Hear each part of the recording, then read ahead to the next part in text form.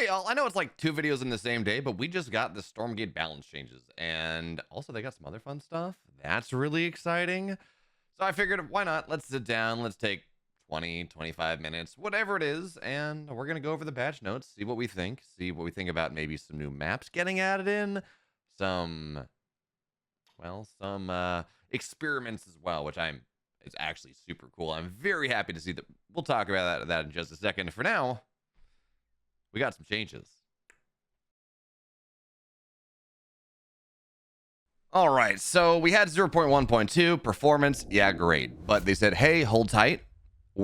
Give us a little bit of time. We got a balance patch on the way. We were just spending a lot of time fixing all the performance things, working on this private beta for Team Mayhem, things like that. But we will get you a balance patch. And it turns out that not only are we going to get a balance patch, they've partnered with Artosis on a pair of custom modified maps. So we get a new map, looks like. We get a bunch of balance changes and then some interesting iterations on Broken Crown, which we'll talk about in just a little bit. But for now, let's take a look at this new map. It seems pretty interesting, right? We have a new map. It's a 2-player map.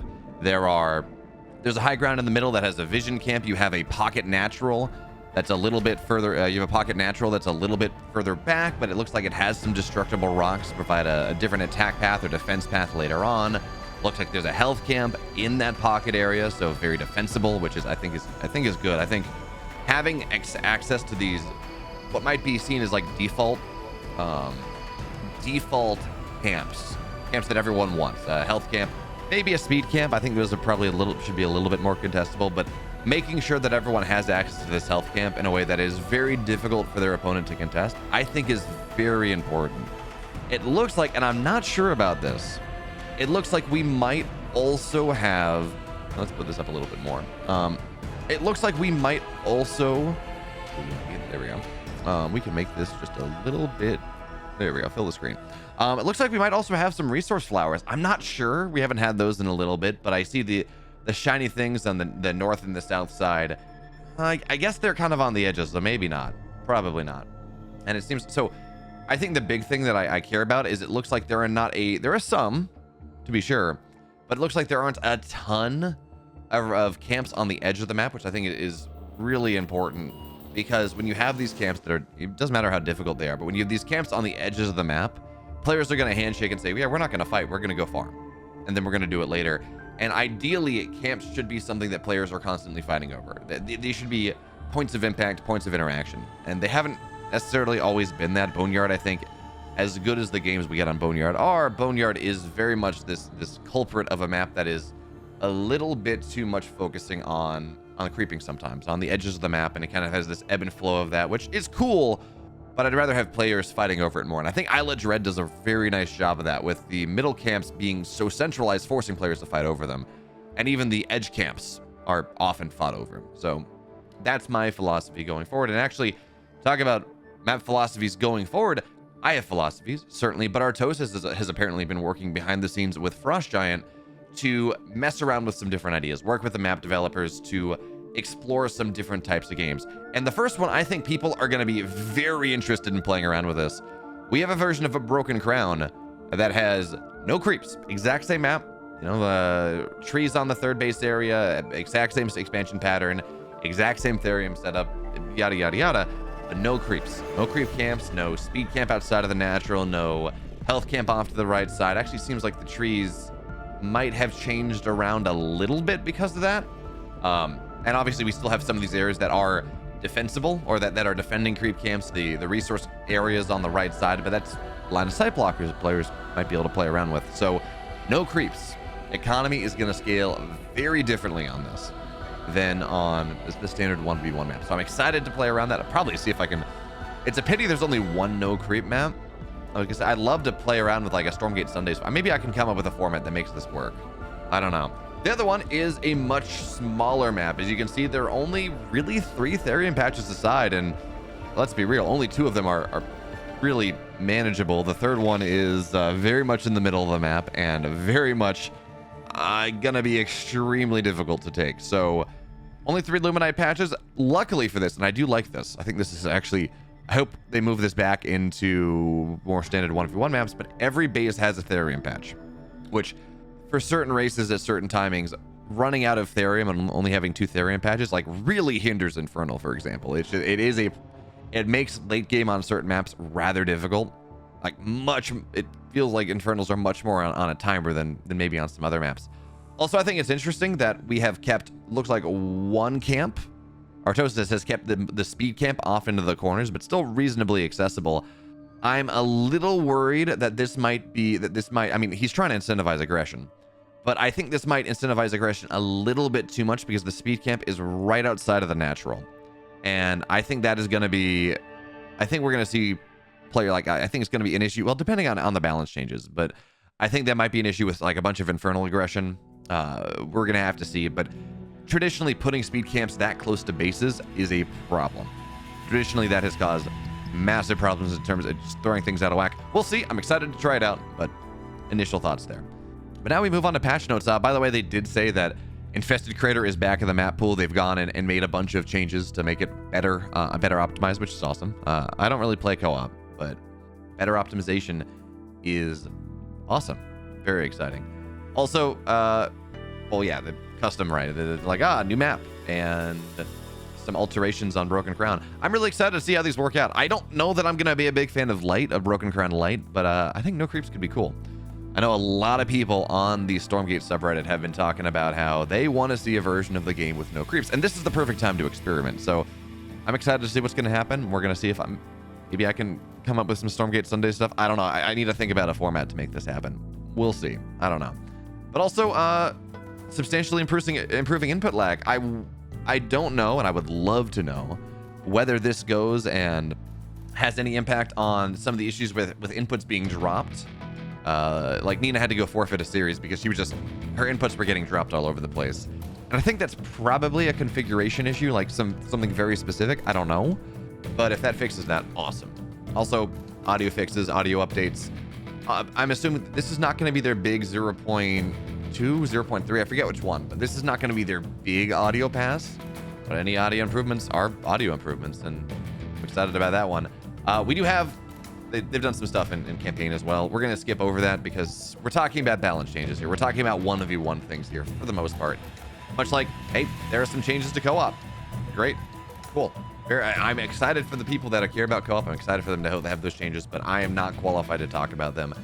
So we're now gonna move into the ranked 1v1 changes. These are things that we've been waiting for these for a while. They're VVC, or Vanguard versus Celestial on ladder is like 35%. I've been trying to get Infernal Vanguard Vanguard Celestial show matches at Stormgate Sundays for a while now. And only just now did we have Mana showcase that, okay, Celestials can lose. And he was playing incredibly well. So before we get into this, I think my goals, I want to see Weavers nerfed. I think Weavers are still too strong. I think they're going to have to be nerfed. I want to see Argent build time or something done with to reduce the early game scaling of Celestials and maybe give them something back in the late game. And Weavers need to be nerfed, obviously. But if Weavers are nerfed, Vanguard are going to be in a problem unless they get things to other power units, unless they're given gifts to other power units. So I think going into this, I want to see Argent's build time. I want to see like the early game production time probably messed with a little bit. Early game economy of Celestials messed with a little bit. Weavers nerfed, and of course, I said something about Vanguard. And yes, and actually giving Vanguard an opportunity to creep a little bit more with some sort of buff to allow them to go get access to creep camps and actually contest at the same rate that the other two factions can. So that's what we're looking at. Looks like first of all we have, hey, they've increased projectile speed. This might increase micro ability. I don't know. They're like, it depends on how it's implemented, right? Because if you're going and projectiles are moving fast, you can kind of, I mean, the turn rates are still going to be the same. So what this does mean is you're able to kind of start fighting faster and maybe disengage faster. So maybe a little bit harder to micro on, like for, not that we see it necessarily, but for drop micro and things like that. But you're going to start fighting faster. You can probably play around with the edge of attack ranges a little bit more, which I think is, I don't know how much this is going to change things, to be totally honest.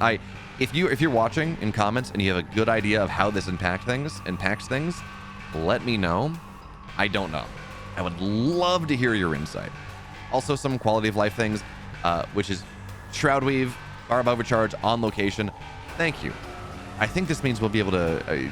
it's going to be a lot easier to Barb Overcharge and Shroud Weave from the mini-map, which is a massive change. That's a significant quality of life change. Like, I know I've lost a couple games because I keep like, I'm going to Shroud Weave on my mini-map because I expect to be able to, and then I can't.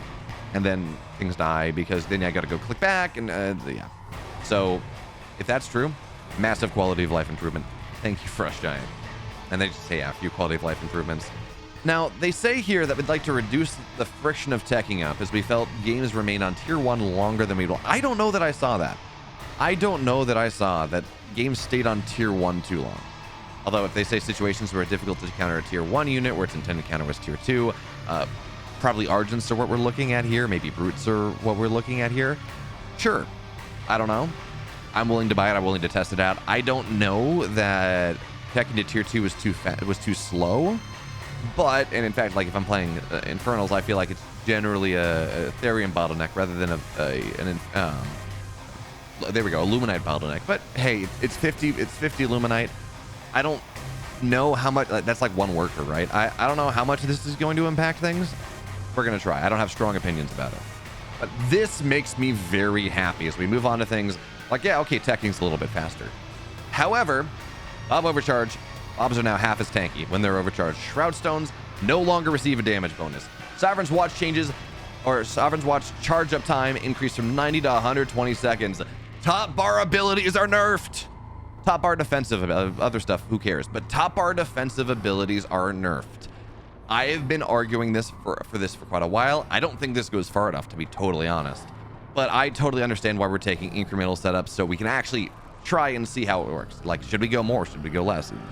But the big reason, one of the big reasons we've been seeing not as much multitasking, not as much counterattacking and multi-prong, is because top bar defensive abilities are so strong. We were watching this yesterday. If you're watching this and this video goes live, we were watching this yesterday with with Denver versus Alazer. There we go, where he had Hornets, and it's like, yep, top bar Shroud Stone, your harass is done.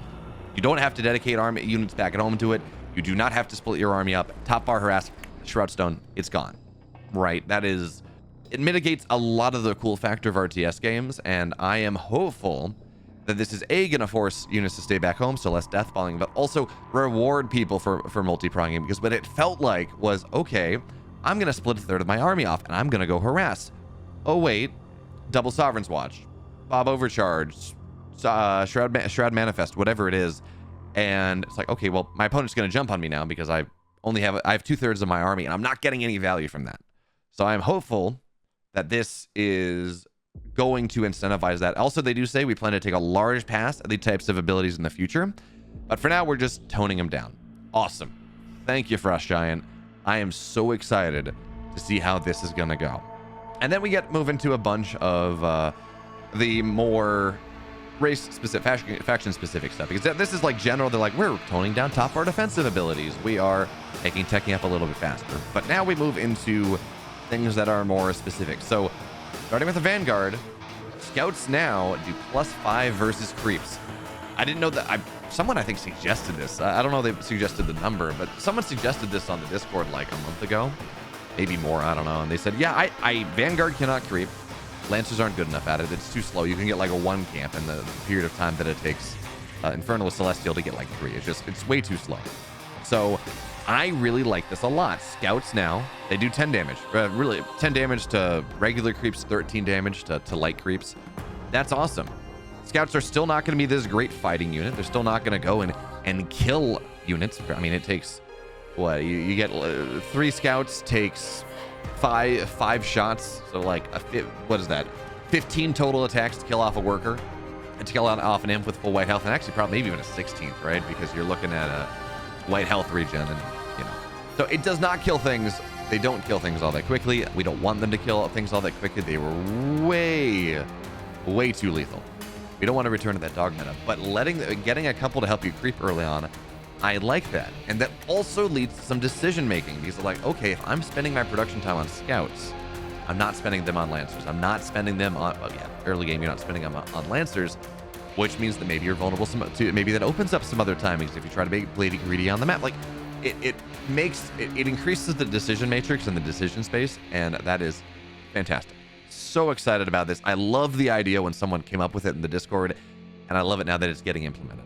Also, Vulcans are going to get faster. Of course, these changes don't matter in Vanguard versus Infernal unless Weavers get significant nerfs. We'll see if that's true or not. But now it's 25 less Therium, and while maybe 25 Luminite changes aren't super impactful, 25 Therium is a big deal. That's I want to say 2 trips from a worker on a Therium setup, something like that. I want to say each Bob carries like 15 Therium back. I'm forgetting, but anyways, that's significant. It does mean, as what they say here, on top of making tier 2 a little bit cheaper, we can see Vulcans early on. This may mean the result of the Vulcan Bob pull all in, which felt very binary. I don't know how much I was a fan of that. We may see that get back, but this does, allow people to get to Vulcans on low base counts, on low unit counts. This provides an option for swarming fiends early on, maybe. Lancers can kind of handle that, but you got to have good positioning for it. This gives an answer to like early, a bunch of fiends early on. Gives Vanguard an answer. If they make any changes to Krieg, gives you an answer for that one. It's nice. And also, again, Vulcans against Gaunts are kick-ass. If it's just Gaunts, the Gaunts get shredded. So seeing these early on, Vulcans are just kind of one of the cooler units, the way it works. I am a little sad that they don't mention it here, but apparently they fixed the bug where you cannot dash out of lashes, which was super cool. Very high skill to see players do that. I don't think that's possible right now, but Vulcan becoming a little bit more viable. Yeah, sure. They were not incredibly viable for the most part. That's out of some very specific scenarios. So making them a little bit earlier, sure. They've also increased Atlas missile speed by 50%. So there was a patch. This was one of the Broken Crown patches where Broken Crown was the only ladder map where we had missile speed. I don't know what it was. I don't know if it was 18. I don't know, but it was very fast. It was very hard to dodge. Increasing it by 1.5, this will mean that it's going to be harder to dodge the shots. It means that you're going to have to, as the defensive player, the player withstanding the Atlas shots, you're going to have to spend more time dodging those shots, which I think it's probably useful that Atlas becomes more viable, because they weren't seeing a lot of play. Like we see some very specific scenarios where you go Hedgehog into Atlas to defend Argent timings and things like that. But in general, in the other matchups, it's like, well, why would I get these? They're going to get lashed. And Helicarriers and Graven are just better. So Atlas are also, they're not a tier 3 unit. They're a tier 2 unit. They have their space. They should have their space. And upgrading them like this, I think we're going to see a lot more play. If what they're saying is like, okay, average movement speed, they're always going to take some damage. Adding a couple Atlases into your army is going to be good. And again, I think this is one of those things where I caveat that says, if you're making big splash siege damage, because an Atlas does 120 damage to a heavy unit, does 80 damage to a regular unit, and what is that? 160 damage to structures, which again, don't really matter here because structures they're not going to dodge anyways. I guess an arc ship, but it's not going to hit an arc ship. Anyways, if you're going to make this better, you have to make sure that you do not nerf their counters too much. And we know Weavers, we are pretty certain that Weavers are going to get nerfed. So I like the idea, make Atlases more viable, but there is a very real world now where if Weaver Lash is nerfed too hard, where Atlases are going to be way too strong. I don't know. We're going to have to see we're going to have to see these notes in their entirety, and also how the games play, because I can be wrong about things, absolutely, but that's kind of what I'm a little bit worried about. We'll see. This is nice. It is a 2x buff. They went from 5 to 10, but it really does feel like a quality of life more than anything else, because you would return to hangar sometimes, and especially helicarriers, they'd just be stuck sitting there forever, not able to do anything. And it's like, okay, let's bring them back into the fight a little bit more, especially with how slow helicarriers are. I don't know how much of I don't know this is going to be that big of a deal. Maybe it changes 1 in 10 holds, something like that. Because when you're looking at, 480 health, 500 health. They nerfed that as I look down a little bit. When you're looking at 500 health, it still takes 50 seconds to regen to full at 10 health per second. That's still locking it down for quite a while. So I think it's fine. Evacs are getting a health increase from 200 to 250. Sure, let evacs be more viable. Yeah, so as I say, yeah, evacs, and certainly some changes they're making later on that I think they're going to make. Yeah, give them a little bit more HP so they don't get burst down by all the anti-air that exists. And that we want the evac to be good because that's really interesting pickup micro. That's a avenue for skill expression that I think it's important that Vanguard players have. Vanguard, you like my rubber duck, by the way? You like my rubber duck, by the way? We're rubber ducking the patch together, guys. That's what it is. But because Vanguard cares so much about making sure their units stay alive, giving them that chance to actually save their units, super impactful. So I don't think this is going to be game breaking. Maybe it is. Maybe it's just going to be too annoying. But for now, yeah, buff the evac, 100%. And before we even get into it, before we read their justification, helicarriers were too strong. They did too much. They were too tanky. They did too much damage. They were way too hard to kill in Infernal versus Vanguard. Yes, you see top level players handling it, but it felt to me like in a lot of games, once the Vanguard player gets like 6 helicarriers, game ends. For the most part, just way too hard to fight. So removing 100 damage off the top is awesome. Awesome. And in general, we'd like the helicarrier to be more vulnerable if you can engage with the body. Also, apparently there's some Shadowflyer changes, which we'll talk about, take a look at in just a second. So making giving Infernals more tools to deal with helicarriers and making those helicarriers a little bit less tanky. Awesome change. It means that you can actually take them down and punish them for being overextended. And yes, the first one you target is still going to get bubbled, but the second and third, you can actually punish those. Thank you. Moving on to the Infernals. Effigy health on Shroud decreased from 200 to 100. We felt that the counterplay to on Shroud effigies was difficult, especially for Celestials who often have to expend Argent energy to kill effigies. Fine. I think that as Infernals, and maybe we're going to see a bunch of changes that moves this around. I think as Infernals have become more reliant on Shroud, which is key to the race's identity, particularly with Shroud Walk for Weavers, you can only drop an effigy every 20 seconds or every 15 seconds, whatever it is. You do not have a ton of them over the course of the game, and especially those permanent ones, the 200 health ones that you use to spread Shroud around your base. Losing those takes forever to replace because again, you can only do it, and you can't use them aggressively. You have to be on target to spread them defensively. So I'll agree with what they're saying. I think I would have liked to see a commensurate change to the cooldown, something like that. I don't know, because it is important to kind of spread Shroud around your bases, as far as I've seen, as far as I've experienced playing. And this does punish that a little bit more, which maybe it's maybe it should be punished. I don't know, but I don't know. I feel like I'm a little worried about this one. Not a big deal. They are also nerfing the Brute. So together they are 25 Luminite more expensive. They can attack a little bit further. So it's kind of a rework as much as a nerf.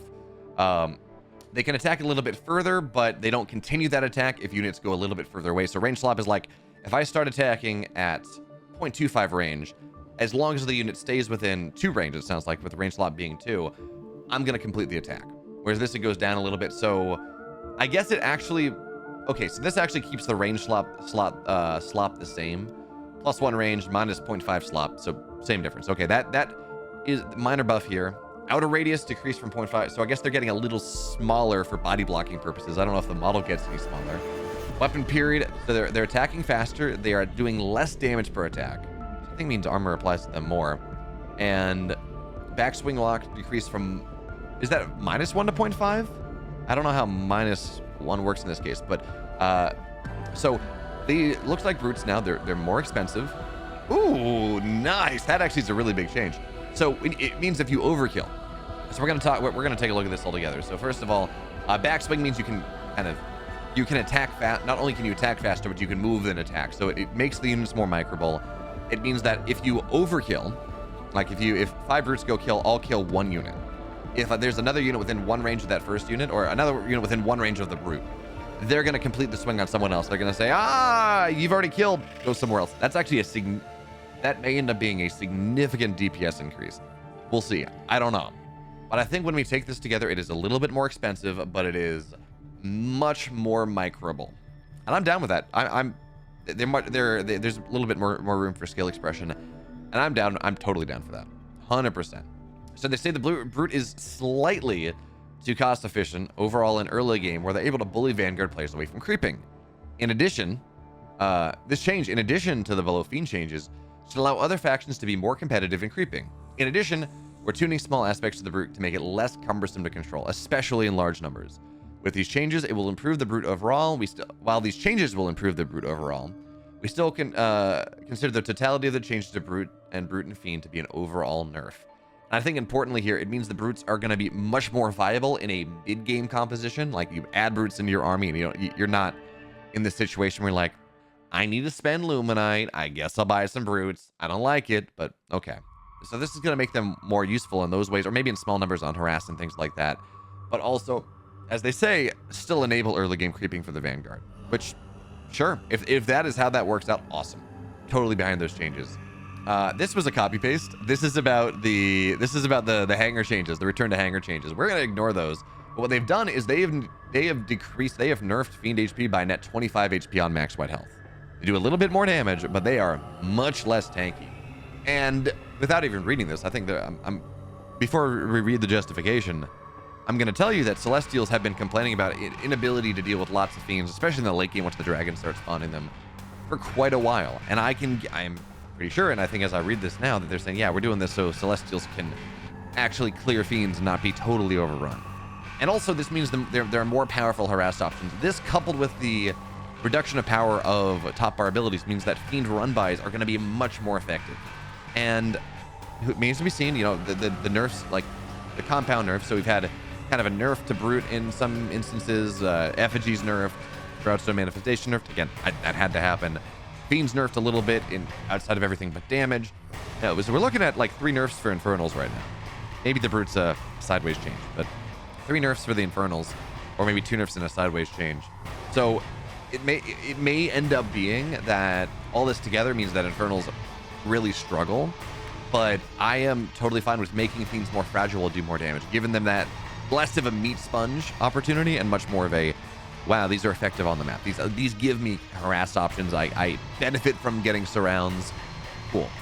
So fiends have constantly been a problem for Celestial players throughout various stages of the game due to the relative difficulty of consistently clearing out masses of respawning token units. Our goals with the change are to lower the Fiend's power and shift that power from tanking away into DPS, which, if we can do this without totally nerfing Infernal into the ground and making them the Vanguard of the next patch, which is, you know what, we don't want anything to be the Vanguard of the most recent patch. Awesome. We'll see, though. Hexen Adept Training upgrade cost decreased from 100 to 100 to 50-50, and they're buffing, so they're nerfing actually a little bit. They're nerfing the Venom traps, but Venom traps will still set each other off, but they'll do their damage when they explode. Apparently, Venom traps would trigger other Venom traps. I was not aware of this, but I wasn't playing Venom traps all that much. So actually, let's read the commentary before we think about this. We want to shift Venom traps towards a direction where they can create more explosive moments. After this change, it would be possible to set off a stack of mines and have them all explode on you. In addition, it will be less effective to send a single unit to clear out all the mines in an area. We're also lowering the research cost to attain Venom traps because we received feedback that the cost was too high relative to other options. So I guess what they're saying here is, like, you can stack Venom traps, and they're all, like, effectively we can, Infernals are going to be able to build these super landmines, these super minefields, which, by the way, reminder, Venom traps do have a cooldown. They do have a timeline. So they're not going to last for forever. Sure. I'm not sure exactly what this last means just yet, because I didn't know that was how that worked. But if putting a bunch of minefields in place and having them actually burst things up and kind of give you that that baneling landmine type of situation, because remember, you have detectors very early into this game. Vanguard players are going to have scouts. You can get scanners, and another good reason to put for players to use scanners, you can have the scanner drone from Vanguard right now. There are a lot of early game detection. There's a lot of early game. There's a scan available from top bar for Celestials at tier 1. There's a lot of early game detection available. So this is not like the setup where it's like, baneling landmines, but getting detection is really expensive and difficult to get to, like in StarCraft. In comparison, it takes tech, it takes time. This is a lot easier to get to. So if they can provide these opportunities while also not making it quite as annoying as like a Widow Mine or a baneling landmine or something, awesome. And it gives room for some spectacle. We'll see. Again, I don't know exactly what this means, but we will see. However, talking about things we'll see, this is the change. The Weaver change is something that I think the entirety of the subreddit, the Discord, everything else has been looking for, has been excited about for the last, since we realized that Weaver autocast was way too strong. So Weaver's not nearly as tanky anymore. White health decreased from 145 to 100. Health decreased from 580 to 400. So that is a net what is that, 225 HP nerf. That is about a third of their HP going down the drain. And now also autocast no longer intelligently discriminates against units with higher supply costs. So you turn on autocast, you're getting a bunch of lancers, you're getting a bunch of or you're getting a bunch of argents, you're getting a bunch of Kree. You're not always getting the animancers. It still gives them utility for lower levels, but in this version of it, it is no longer optimal to turn on autocast. Carrot and the stick, which I think is that's the goal of a lot of these mechanics, is to make it usable for lower level players, but to also give them that carrot of saying, hey, we're gonna go and we're gonna give you the, like, you want to play better, here, go, turn off autocast, go from there. So I like that. Also, weavers are gonna have to get a little bit closer. I think it's interesting as we take a look at this, their justification, by the way. In the last major balance patch, we increased the base movement speed of weavers from 2 to 2.5, 25% increase. Since then, weavers have catapulted from being a lesser used unit to arguably the strongest unit in the game. While we enjoy their usability improvements, we're going to adjust itself to balance out its power level. In addition, we felt the autocast functionality of Lash was a little bit too intelligent. So we removed removing the need to micro the ability, which was true. I mean, you would go and it would also go, it's like, yes, your opponent is casting a spell, now we Lash, right? There's Animancer casting Dark Prophecy, now the Lash comes out. So in general, way too smart. This nerfed that quite a bit. I don't think that the movement speed was well, I think a better way to say that is the unit was already always OP, but it was just so painful to play with that it was not used. And now that it became somewhat viable, it's like, okay, the rest of this is, yeah, it's kind of broken. So, and I think they fixed some things with autocast as well. I think that was also something that changed in the most recent test, in the most recent big patch. So put those two together and Weaver as it was. So dancing this, some people are going to say this doesn't go far enough. I think this is a good first step. If it's still too strong, well, we're going to try again. Maybe lock the stun on Lash behind an upgrade or something. I don't know. Hellborn. Cost decrease from 25 Therium buff. Thank you. Therium is so hard to come by for Infernals in the late game that anything like this is awesome. This is a big deal. Also, it can now attack air units. Long-ranged answers to helicarriers, which is how I take this, because helicarriers are heavy, bonus damage to heavy. Yes, please. Thank you. They're still going to be a little bit derpy to play around with, but now having this long-ranged answer to the long-range bombing run of helicarriers gives an option that's not Spriggans that fly in and immediately die if your opponent has any reasonable amount of anti-air. You have to, like, this gives an ability to dance with the Vanguard player rather than just like, oh, okay, well, I guess I got a full engage, and really making it kind of a one-sided engagement thing. And also was one of those things where like, Hellborn are not useful until they hit tier 3, until you get the Molten Touch upgrade. And with how expensive it was, it's like, okay, getting 5 of those is, 1,500 Therium almost. You commit to them, and they are immobile, and they don't do enough damage, and they just, outside of, once Molten Touch is out, yeah, sure, a little bit better, but yeah, so they're saying the Hellborn was flagged as an underpowered unit relative to its artillery peers prior to researching tier 3. Our goal with this set of changes is to give a long-range ground-to-air option, which we sorely needed, more greatly differentiate the unit relative to its counterparts, and make it more attractive overall before its tier 3 upgrade. Love that. And also, they've gone and given the Shadowflyer bonus damage versus heavy by just a little bit. Means that it's more possible to deal with helicarriers. Also, the Jesus House, the Arc Fortress, which is something that the Hellborn helps out with a lot as well. There were builds showing up by Celestials versus Infernals recently where they realized you can get up to the Jesus House, to the Arc Fortress at like 6 minutes, fly it onto the other side of the map, and kill the Infernal third, and there was literally nothing the Infernal player could do about it at all. Just because of tech timings. If you rush like early Spriggans, you could kind of handle it, but that's effectively an all-in thing. You're just rushing that tech that, if that's not what the Celestial player is doing, it's horrible. So, it's not horrible, but it's not great. So this gives, Hellborn also gives an option to deal with the Arc Fortress. Please, I'll take that one. Moving on to Celestials. And I think we're going to see some big, you can see the big nerfs to Power Surge and how quickly, really to that early game scaling. And I think we're probably going to see some things changed in their mid to late game to kind of make up for it. So Power Surge increases build time by half as much as it used to. Awesome. And I think this is also going to change the math, because it was like, okay, well, I don't care about going down to yellow or red energy because I can just surge it, and that makes it okay. And now with this being 125% instead of 150%, I don't know the math off the top of my head, but I think this also probably incentivizes players to stay in green a little bit more and makes that balancing act just a little bit more interesting. Sovereign's Watch can now attack structures and workers, which is, I think, good. I'm still maybe a little bit worried about the proxies that are going to be coming in, but this gives Infernal players an answer to like the double Shroudstone rush that we're seeing Infernals have to do a little bit, where they would just go and Shroudstone rush the main collection array, and it's like, great, oh, sure, this is horrible, this is not all that fun.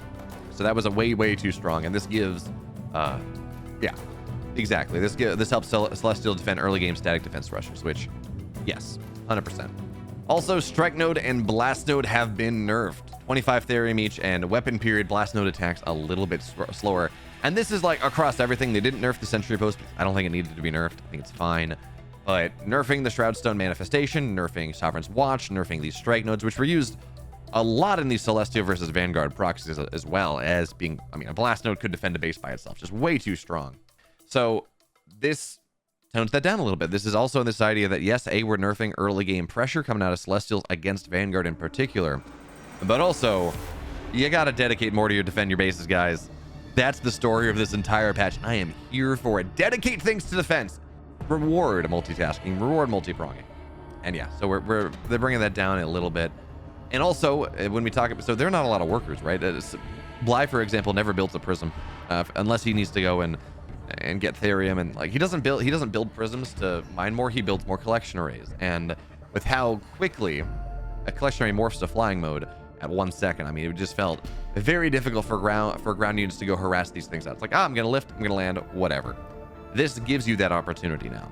So yes, please punish the greed, punish the economic greed.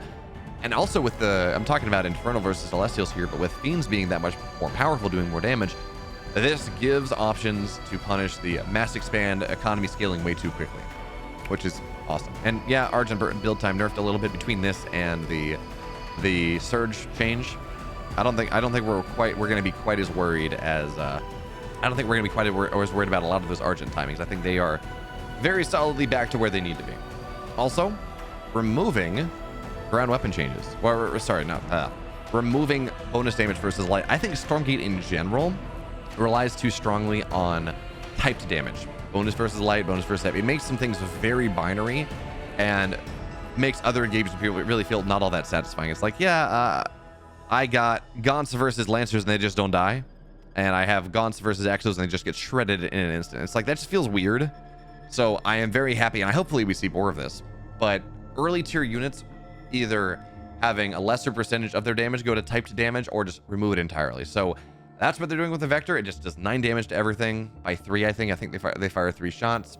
Recall potential also nerfed by a little bit. So this means that they're going to do more damage to Lancers, less damage to Exos, light damage in general, and that recall potential timing is slowed down by about 30 seconds. We'll see. I know I've been talking to some pros, and they seem to think that the Vectors are still going to be a problem against Vanguard, but this does tone their power down a little bit. If it's enough, something, we'll see if they tone more, but they say there's something that we'll be looking at very closely is the efficiency of recall potential and its potential to fully heal the Vectors during the mid game. So if this does not do enough, I think it's very likely that we're going to see maybe the healing removed from recall potential. I wouldn't be surprised. But yeah, Scouts and Exos to fight Vectors in the early game. Combined with changes to Scouts and Power Surge, our hope is that Vanguard will be able to more easily hold rushes and transition to mid game on more even ground, and then have the freedom to actually play on the map. Sure. That is, I think, I don't think anyone's going to disagree with that goal. Also, Scythes are not as, Scythes are effectively being reworked. Now, instead of 50% damage reduction for 10 seconds, it's 90% for 2, which is going to provide a much higher downtime when you can punish Scythes, and provide a lot more value for things that can go and trigger the shields, like Infest being dropped on them or something, or Wraith Stones, or Glaive Bounces, or whatever it is. Yeah, they're going to be untouchable for 2 seconds, but that's not going to be nearly as much time required to like wipe the entire army. And also, Tensor Pulse is gone. So you would have this situation where you would have these Scythes that are taking 50% damage reduction for 10 seconds on top of your entire army, killing all your heavy units with like 50 damage a shot. And they just wouldn't die. And it felt horrible, and it felt way too overpowered. In this case, now they are more air to air than they are air to ground. They're a little bit more anti-air because now they're adding the Tensor Pulse is going to be double damage within 4 range against air. So it's a really good option against the Spriggans that really have been the Celestial players struggle with in certain games. It gives you an option to snipe down Shadowflyers as they run in. And yeah, big fan. Or so I guess Retaliation Matrix, when I say Tensor Pulse. Retaliation Matrix was removed. So you don't get that crazy +2 damage per damage instance up to 10 like up to bonus 20 damage and then sitting on top doing double damage to near units. I think this is more interesting, and it gives it Scythe a much stronger specific role rather than rather just being this kind of generalist unit that is maybe a little just feels too strong. So they've received feedback that Scythe is both frustrating and confusing. Frustration coming from how little damage the unit takes in general over the course of the fight. So we're doing those changes and also making this a little bit more interesting. Also, they're changing the visuals of Scythe's attacks, so it'll be easier to tell when it's doing extra damage, which is great as well, because like that was not visible. It's just like I would be under the assumption that it's like, well, Scythes have their shields proc, so they're doing extra damage, and you track it, but the visual indicator, we'll see what it looks like. But good change. I mean, I've been saying I'm a fan of a lot of these changes, not all of them, but I think we're going in the right direction here in general. Cabal, a Mind Shackle, which I believe, I want to say Mind Shackle is the tier 3 Cabal thing. We're looking this up right now. Where is Stormgate? The ability no one used. Yes, Mind Shackle allows you to, after 2 seconds, it sacrifices itself to take permanent control of the unit. Can't target resilient units, which are the Flayed Dragon. Okay, just the Flayed Dragon. You can't steal the Flayed Dragon. That would be hype as hell, but Cabals would have to be a little bit more expensive, I think. So, reduces the energy cost, reduces the cooldown. Okay, I guess the cooldowns if it doesn't complete. I'm like, why do we need a cooldown? The Shackle die or the Cabal dies. But if it fails, you're gonna have it 40 seconds faster. And now the slop range increased from 1 to 5. So now it has to once the Shackle starts, you have to move 5 range away. Okay, apparently this is actually a bug fix. You got to move 5 range away to make sure you don't get stolen, or the Cabal has to get killed. So this makes this a much more effective spell. And I'm about that. That's kind of cool. Slop range is the amount of bonus range can still change targets walks away. So yeah, so the target of Mind Shackle must walk 10 distance away to cancel the ability up to 6. Oh, I guess it was range 5. So that really will pull units out of the fight as well. And this can maybe lead to some real, like, imagine stealing a couple Hellborn or getting an evac so you can micro your sabers, or getting a couple, like, there's some really cool opportunities that we can if this becomes more viable, maybe we can see some of that. It might be way too OP, but I think this could be really cool. Stealing some helicarriers and counter bombing run. Ooh. Animancer. Animus redistribution damage, it decreased from 30 to 20. Energy destroyed increased from, so they're now less of the redistribution is the channeled ability that would go and heal things. So now they're stealing more energy, they're stealing less HP. And this gives them kind of more of a bit stronger of a role as an anti-caster unit. Now you still got to get them in range of the Weavers and the Graven and whatever it is. They still have to channel that off, but this gives them a little bit more identity there. I kind of like that. Also, Dark Prophecy does not like insta-give. It still does the damage, but by having the slow, it means you're actually there's a little bit more counterplay. There were these issues where it's like, okay, Dark Prophecy's dropped on my units, and if I don't split them immediately, they're just never leaving, and they're all gonna die. And it just didn't feel great. Like, the counterplay was supposed to be there, but the counterplay was not there. So very happy to see that one. And I think it's just in general, I think I would like to see redistribution actually get some range increase to give it some additional capacity to be used as a counter spellcaster, or maybe give Celestials a drop ship of some sort, so you can go and flank, drop Animancers, steal the energy from the casters, get up, go again. So we'll see. Archangels have been buffed. Cost decreased from 400 to 350, so 50 Illuminite cheaper. The ground range doubled, air weapon doubled, radius decreased from 1. So they attack further. They are a little bit smaller. Their bounding box is a little bit smaller, and they're cheaper. They're kind of Archangels are kind of cool if they do end up being useful. Now I think we probably should nerf the damage they do to damage the crash down does to workers, because one Archangel in each Illuminite line is a end game if the player's not like really good. So, you know, flashy moments versus wiping out entire worker lines, we'll see. Bugs, fixed a bug where blinding saliva debuff from Springans was not dispellable. Yeah, I thought that was. It should have been dispellable. There were some instances where a couple things were supposed to be purgeable and they weren't with the Celestial Top Bar ability. And just, but yes, okay. So that is useful. Maybe this makes System Shock a little bit. I'm so surprised that we don't see Vanguard players doing System Shock more. Anyway, this may adds a little bit more utility for that one. I don't know. For now, though, this is the balance patch. There's some things I wish we saw. I wish they would remove the tags from buildings, light and heavy. I think that makes things way too binary and way too difficult to balance. Hopefully they'll do that in a future patch. We'll see. For now, though, I think in general, Celestial early game aggression against Vanguard has been nerfed. I don't know if it's enough just yet, but I think it's a fantastic move in the right direction. I think Weavers are brought back to normalcy. I'm a little worried about some kind of mid-game timings that the Infernals are going to have to run into now that they don't have as much of a tank.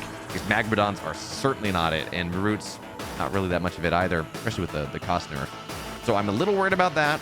A little worried about if Archangels become a little bit too strong, but overall, I think this is a solid move in the right direction. It's not going to solve everything. You're going to find some high-level players saying, well, this edge case is a problem, and it may end up being a problem. But I think overall, giving Vanguard access to early game creeping, reducing some of the power of Celestial early game aggression while giving them some other things, some other late game options, giving them a more dedicated anti-air unit, things like that. I think that's great. And of course, nerfing the Weaver and removing some of the strength of just the point-click defensive abilities are all really nice. So that's my thought on this patch. It only took me 50 minutes to get through it all. What do you all think? Let me know in the comments below. Is this a move? Is there something you wanted to see and you're not seeing? Is there anything that's missing? And of course, no Stormgate Sundays for the next 2 weeks because I've got some other casting to do, but make sure to go sub to this channel, follow me on YouTube, or sub to me on YouTube, follow me on Twitch, because there is gonna be new Stormgate stuff all the time, and I'll see you next time. Thanks for tuning in.